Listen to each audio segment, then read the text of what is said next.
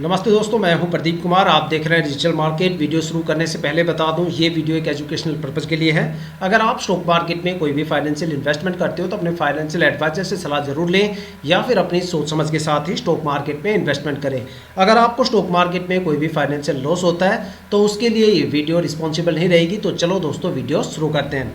दोस्तों, आज हम बात करने वाले हैं ओबरॉय रियल्टी स्टॉक के बारे में। देखा जाए तो ये स्टॉक रियल्टी सेक्टर से बिलोंग करता है।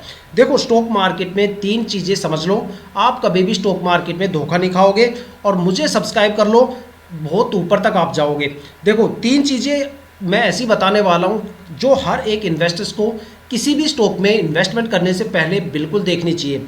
अगर वो तीन चीज़ें आप नहीं देखते हो, स्टॉक के बेसिक फंडामेंटल देख के स्टॉक में कोई बड़ा ट्रेड उठा लेते हो, तो आपको एक बड़ा नुकसान देखने को मिल सकता है। किसी भी इन्वेस्टर्स को स्टॉक मार्केट में इन्वेस्टमेंट करने से पहले जो मैं ये तीन पॉइंट बता रहा हूँ, ये काफ़ी ज़्यादा ज़रूरी होते हैं देखने के लिए। सबसे पहला जो पॉइंट होता है वो होता है स्टॉक के पिछले 5 साल के रिटर्न, कि भाई जिस स्टॉक में आप इन्वेस्टमेंट कर रहे हो उसके बारे में आपको पता होना चाहिए कि उस स्टॉक ने पिछले 5 सालों में आखिर कितना रिटर्न दिया है। जहाँ से आपको एक आइडिया मिलेगा, एक पैटर्न आपको देखने को मिलेगा कि भाई वो स्टॉक शॉर्ट टर्म में ज़्यादा प्रॉफिटेबल है या फिर लॉन्ग टर्म में ज़्यादा प्रॉफिटेबल है, या फिर ऐसे कौन कौन से नेगेटिव टाइम ड्यूरेशन हो सकते हैं जहाँ पे उस स्टॉक में आपको काफ़ी ज़्यादा गिरावट देखने को मिल सकती है, या फिर ऐसे कौन कौन से पॉजिटिव टाइम ड्यूरेशन है जहाँ पे आपको स्टॉक में भर भर के रिटर्न देखने को मिल सकता है। मैक्सिमम स्टॉक में कितने गिरावट हो सकती है और मैक्सिमम वो स्टॉक कितना ज़्यादा रिटर्न देने का दम रखता है। साथ में जो दूसरा मेजर पॉइंट है वो होता है शेयर होल्डिंग पैटर्न।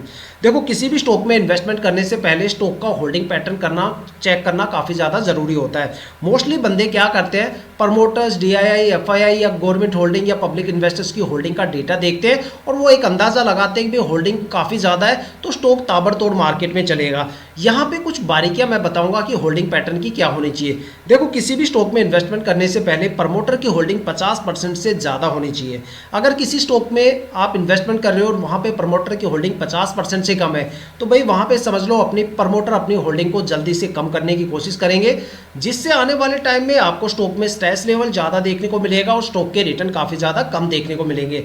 लेकिन अगर किसी स्टॉक में प्रमोटर की होल्डिंग मान लो 50% से ज़्यादा है, तो भाई वो स्टॉक मान लो जैसे वहाँ पे प्रमोटर की होल्डिंग 70, 80, 90% या इससे ज़्यादा है, तो भाई वो स्टॉक या तो मल्टीबैगर बनेगा या फिर वो लंबे टाइम तक आपको भर भर के रिटर्न देगा। क्योंकि कंपनी के बारे में जो सबसे ज़्यादा इन्फॉर्मेशन रखते हैं वो प्रमोटर होते हैं, जो कंपनी के साथ काफ़ी लंबे टाइम तक रुकते हैं। अगर किसी स्टॉक में प्रमोटर ही नहीं रहेंगे तो चाहे वहाँ पे कितना ही माल एफआईआई, डीआईआई या पब्लिक इन्वेस्टर्स के हाथों में हो, वो लास्ट में स्टॉक में गिरावट होनी है और वो भी बड़े लेवल पे। क्योंकि जो सबसे ज़्यादा ट्रस्टवर्दी इन्वेस्टर्स होता है स्टॉक मार्केट में वो प्रमोटर होता है। अगर देखा जाए तो यहाँ पे दो ऐसे भी होल्डर्स होते हैं जो सबसे ज़्यादा पैनिक इन्वेस्टर्स की कैटेगरी में आते हैं। अगर आपको लग रहा है पब्लिक इन्वेस्टर्स ज़्यादा पैनिक है तो फिर आपको अपनी फंडामेंटल एनालिसिस स्किल को काफ़ी ज़्यादा इंप्रूव करने की ज़रूरत है। क्योंकि स्टॉक मार्केट में जो सबसे ज़्यादा पैनिक इन्वेस्टर्स होते हैं वो डीआईआई और एफआईआई होते हैं। अगर इनकी होल्डिंग 10-15% को क्रॉस कर जाती है तो समझ लो उस स्टॉक में आपको बड़े लेवल का फ्लक्चुएशन तो देखने को मिलेगा और टाइम आने पर आपको स्टॉक में बड़ी गिरावट भी देखने को मिल सकती है। देखा जाए तो एफआईआई का मतलब होता है फॉरेन इंस्टीट्यूशनल इन्वेस्टर्स। वो इन्वेस्टर्स जो डोमेस्टिक मार्केट के साथ साथ ग्लोबल मार्केट में भी इन्वेस्टमेंट करते हैं। जब उनको पता चलता है कि ग्लोबल मार्केट में कोई बड़ी गिरावट होने वाली है तो वो सबसे पहले यहाँ पे बिकवाली करते हुए नजर आते हैं। चाहे वो इन्वेस्टमेंट का मामला हो या फिर एनालिसिस का मामला हो, वो दोनों ही मामलों में पब्लिक इन्वेस्टर्स से हमेशा 2 कदम आगे चलते हैं। जब वो निकल जाते हैं सोल्ड आउट करके या वो बड़ी बिकवाली करते हैं, तब जाके पब्लिक इन्वेस्टर्स को समझ में आता है कि भाई स्टॉक में कोई बड़ी गिरावट यहाँ पे होने वाली है। तो ये चीज़ें आपको हमेशा ध्यान रखनी चाहिए। और तीसरा जो सबसे मेजर पॉइंट है वो होता है स्टॉक का फाइनेंशियल कंडीशन। मोस्टली बंदे क्या करते हैं, कंपनी के टोटल रिवेन्यू को ही कंपनी की ग्रोथ समझते हैं। देखो, यहाँ पे आपको 3 सबसे खास पॉइंट चेक करने चाहिए। सबसे पहला पॉइंट कि कंपनी का ऑपरेशनल प्रॉफिट क्या है। देखो, कंपनी के इनकम के काफ़ी रिसोर्सेज हो सकते हैं, जैसे मार्केट से इंटरेस्ट कैप्चर करना, या फिर मार्केट में म्यूचुअल फंड में इन्वेस्टमेंट करना, या किसी पॉलिसी वगैरह में देना, या बॉन्ड वगैरह में देना, या किसी स्टॉक मार्केट में इन्वेस्टमेंट करना। ठीक है, तो कई तरह के कंपनी के इनकम के सोर्सेज होते हैं। लेकिन अगर जो सबसे मेजर सोर्स की बात करें तो वो कंपनी का इंटरनल ऑपरेटिंग प्रॉफिट होता है कि कंपनी ने आखिर अपने दम पे अपने ऑपरेशनल एक्टिविटी से, अपने ऑफिस के स्टाफ वगैरह से आखिर कितना रिवेन्यू जनरेट किया। अगर कोई ऑर्गेनाइजेशन अपने ऑपरेशनल प्रॉफिट को जनरेट नहीं कर पा रहा तो भाई वो मार्केट से कितना भी रिवेन्यू गेन कर लो, लास्ट में उस स्टॉक में बड़ी गिरावट आपको देखने को मिल सकती है। क्योंकि जब कंपनी ही कुछ नहीं कर रही अपने इंटरनल स्ट्रक्चर से तो फिर उसका फायदा क्या, फिर हम आखिर पैसा किस चीज़ को देख के लगा रहे हैं। दूसरा जो सबसे मेजर पॉइंट होता है वो होता है कंपनी के रिजर्व और सरप्लस को देखना, जिससे पता चलता है कि कंपनी की बेसिक मजबूती कितनी है और कंपनी डेबिट फ्री है या नहीं है। और तीसरा सबसे मेजर पॉइंट होता है कंपनी अपने आप को एक लिमिटेड एरिया में बिजनेस में खड़ी हुई है या फिर अपने बिजनेस को एक्सपेंड कर रही है। मतलब इन्वेस्टमेंट को हमें चेक करना चाहिए कि भाई कंपनी मार्केट में कितना इन्वेस्टमेंट लेके चल रही है और कितना इन्वेस्टमेंट कर रही है, मतलब अपने बिजनेस को एक्सपेंड करने के लिए मार्केट में कितना इन्वेस्टमेंट कर रही है। काफ़ी ज़्यादा कंपनी ऐसी होती है जो मार्केट में इन्वेस्टमेंट नहीं करती, एक सीमित दायरे तक अपना बिजनेस करती है। कुछ कंपनी ऐसी होती है जो अपने बिजनेस को एक्सपेंड करती है और मार्केट में इन्वेस्टमेंट करती है, तो वहाँ पे आपको ज़्यादा स्कोप भी देखने को मिलेगा फ्यूचर में और ग्रोथ भी आपको ज़्यादा देखने को मिलेगी। तो सारे पॉइंट मैं 1 बाय 1 करके आपको दिखाता हूँ। तो चलो वीडियो शुरू करते हैं। दोस्तों अगर बात करें स्टॉक के पिछले 5 साल के रिटर्न के बारे में, तो भाई ये रिटर्न आपके सामने जो मैंने शॉर्ट टर्म और लॉन्ग टर्म की फॉर्म में आपको दिखाए, ये सारे रिटर्न आप किसी भी फाइनेंशियल वेबसाइट पे भी चेक कर सकते हो या फिर अपनी ब्रोकरेज एप्लीकेशन पे भी चेक कर सकते हो। भाई ये स्टॉक शॉर्ट टर्म में बिल्कुल भी प्रॉफिटेबल नहीं है, लॉन्ग टर्म में स्टॉक ने काफ़ी अच्छा प्रदर्शन किया है। लॉन्ग टर्म की अगर सबसे बेस्ट टाइम ड्यूरेशन की बात करें तो 5 साल का टाइम ड्यूरेशन है, जहाँ पे स्टॉक ने करीब 202% से ज़्यादा का रिटर्न दिया, मतलब 212% के करीब रिटर्न दिया, जिसका मतलब है कि भी कंपनी ने अपने इन्वेस्टर्स का पैसा करीब 2 गुना से ज़्यादा करके दिया है। तो आप यहाँ पे देख सकते हो कि भाई स्टॉक में अगर आप जितने लंबे टाइम ड्यूरेशन के लिए होल्ड करोगे उतना अच्छा खासा रिटर्न आपको मिलेगा। शॉर्ट टर्म में यहाँ पे इन्वेस्टमेंट करने की गलती बिल्कुल भी ना करें।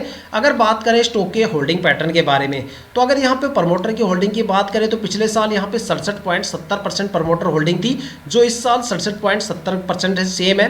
तो देखा जाए तो यहाँ पे क्वार्टर टू क्वार्टर कोई भी चेंजेस नहीं है प्रमोटर की होल्डिंग में। तो 2 पॉइंट क्लियर हो जाते हैं। सबसे पहले प्रमोटर की होल्डिंग 50% से ज़्यादा है और दूसरा यहाँ पे प्रमोटर अपनी होल्डिंग में कोई भी चेंजेस नहीं कर रहे, जिसका मतलब है कि भाई स्टॉक काफ़ी लंबे टाइम तक एक अच्छा खासा रिटर्न देने वाला है। अगर बात करें स्टॉक के 2 सबसे ज़्यादा पैनिक इन्वेस्टर्स के बारे में, अगर DII और FII की होल्डिंग के बारे में बात करें तो पिछले साल DII की होल्डिंग 11.38% थी, जो इस साल घट के 10.5% हो गई। और अगर FII की होल्डिंग की बात करें तो देखो पिछले साल 0% थी और अगले साल इस साल यहाँ पे हो गई है 20.24%। अब भाई क्या भरोसा कि अगले साल तक आते आते ये फिर से 0% हो जाए। तो इतना बड़ा फ्लक्चुएशन हमें इन इन्वेस्टर्स की होल्डिंग में देखने को मिलता है। अब देखो पब्लिक इन्वेस्टर्स की होल्डिंग आप चेक करो, यहाँ पे पिछले साल जो पब्लिक इन्वेस्टर्स की होल्डिंग 2.21% थी, जो इस साल घट के 1.48% हो गई। अब यहाँ पे पब्लिक इन्वेस्टर्स की होल्डिंग में इतना ज़्यादा फ्लक्चुएशन नहीं है, चाहे आप 3-4 साल तक का डेटा इकट्ठा करोगे तब भी आपको इतना ज़्यादा फ्लक्चुएशन नहीं मिलेगा जितना FII की होल्डिंग में मिलेगा। अब देखो यहाँ पे पिछले साल 0% था और 0% से 20% हो गया।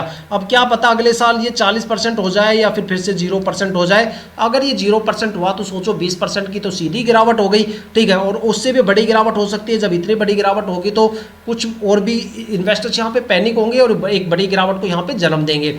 अब बात करते हैं स्टॉक के फाइनेंशियल कंडीशन के बारे में। अगर कंपनी की फाइनेंशियल कंडीशन की चेक करी जाए तो कंपनी का टोटल रिवेन्यू, यहाँ पे जो रिवेन्यू मैं बताऊंगा वो करोड़ों के अंदर बताऊंगा। तो यहाँ पे जो रिवेन्यू था पिछले साल वो 1085 करोड़ था, जो इस साल बढ़ के हो गया 1463 करोड़। काफ़ी अच्छा है भाई, यहाँ पे रिवेन्यू में ग्रोथ हुई है। लेकिन कंपनी के खर्चों के बारे में बात करें तो भाई खर्चे यहाँ पे 555 करोड़ हो गए, जो पिछले साल 544 करोड़ थे। तो देखा जाए तो यहाँ पे जो कंपनी के खर्चे हैं वो भी बढ़े हैं, लेकिन जो रिवेन्यू है वो कहीं ज़्यादा बढ़ा है। अब बात करने वाले सबसे मेजर पॉइंट के बारे में कि भाई कंपनी का ऑपरेशनल प्रॉफिट कितना है, जो मैंने आपको स्टार्टिंग में बताया। तो कंपनी का जो ऑपरेशनल प्रॉफिट है यहाँ पे 856 करोड़ है।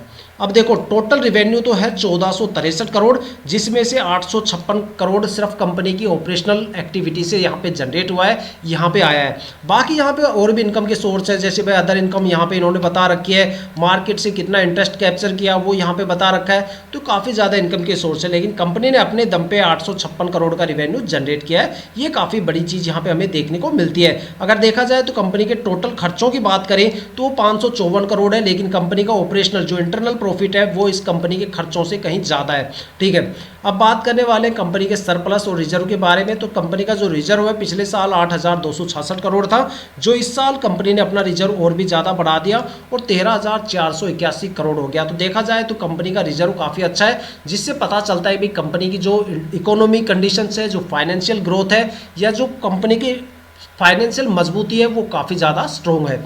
अब बात करने वाले कंपनी के टोटल खर्चों की, तो कंपनी के टोटल खर्चे यहाँ पे है पिछले साल थे 11,221 करोड़, जो इस साल बढ़ के हो गए 19,663 करोड़।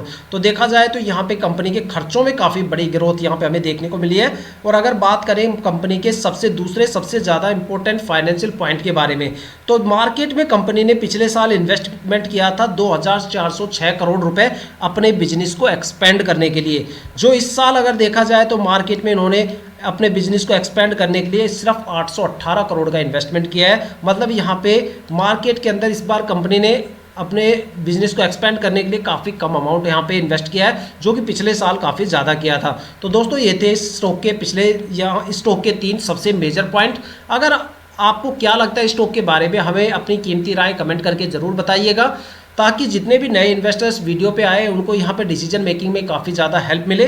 तो दोस्तों ये थी अब तक की सबसे latest information Oberoi realty stock के बारे में। अगर आपके माइंड में कोई भी ऐसा स्टॉक है जिसमें आप इन्वेस्टमेंट करने की सोच रहे हो, या फिर आपने उस स्टॉक में इन्वेस्टमेंट कर दिया और आपको स्टॉक के रिटर्न के बारे में या फिर इस तरह के 3 पॉइंटों के बारे में नहीं पता, तो आप हमें कमेंट करके अपने स्टॉक का नाम बताइए। हमारे वाली वीडियो में आपके स्टॉक को जरूर कवर करेंगे।